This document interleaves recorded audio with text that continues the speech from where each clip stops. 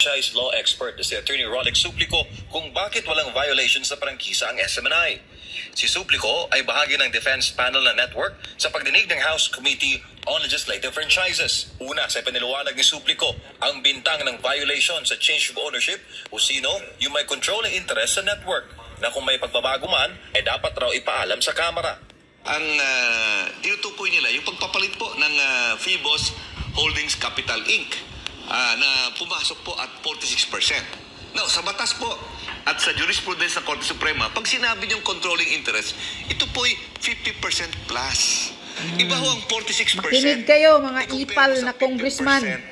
Plus. Mayroong 46% na stocks o higit 300 million pesos na investment ang Phoebus Holdings Capital Incorporated or PHCI sa SMNI na tinutukoy ni Attorney Suplico, habang 53% stocks o nasa 347 million pesos na investment naman ang investment ng Kingdom of Jesus Christ o KOJC na siyang major stockholder ng SMNI. Pag 46%, walang controlling interest. Therefore, there is no need to secure the prior approval of Congress. Sinagot rin ni Attorney Suplico ang issue ng red tagging na siyang inaakusa ng mga kaliwang witness ng Committee on Franchise. Pati na ang issue ng fake news matapos tanungin ng isa sa mga program host ng SMNI na si Jeffrey K. Eric Celis kung totoo bang 1.8 billion pesos ang travel funds ng Office of the Speaker sa taong 2023. Pag titingnan mo yung batas, nakalagay doon, deliberate, no, or willful.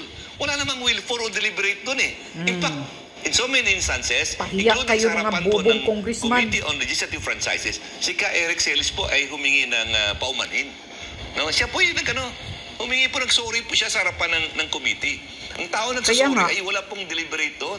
Oo, ganun pala yun. Kung ito naman po ang patakaran natin, na lahat na pagkakamali, isasara natin ng stasyon, aba, wala na ho matitirang stasyon sa buong Republika ng Pilipinas. Kasi tao lamang tayo prone to err.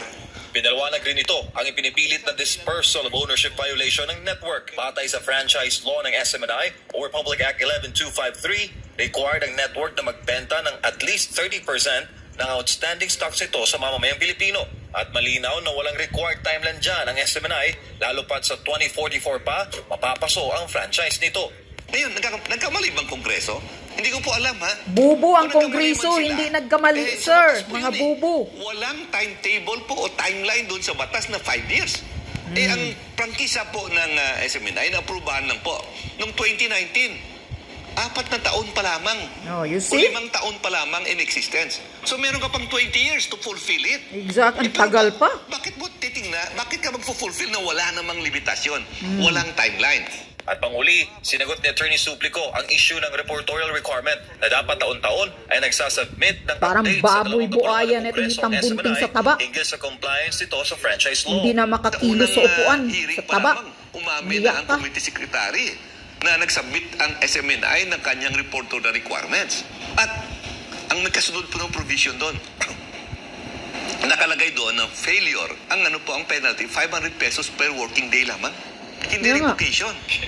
So hindi ka malaman talaga, ipal lang talaga yan. I-produce o pilitin lang makikita ang wala sa batas. Late part ng 1980s na magsimula sa franchise practice si Attorney Suplico.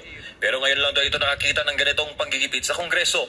At kahit nung panahon na nagsilbi itong congressman ng Iloilo ng 3 termino o 9 na taon, wala raw katulad ang partiality sa SMNI franchise hearing ngayong 19th Congress. Ngayon magkakaroon ng hearing sa Senado hinggil sa indefinite suspension ng SMNI mula naman sa National Telecommunications Commission o NTC. Excited ang veteranong abogado dahil haharap daw ito sa isang hearing na hindi fishing expedition.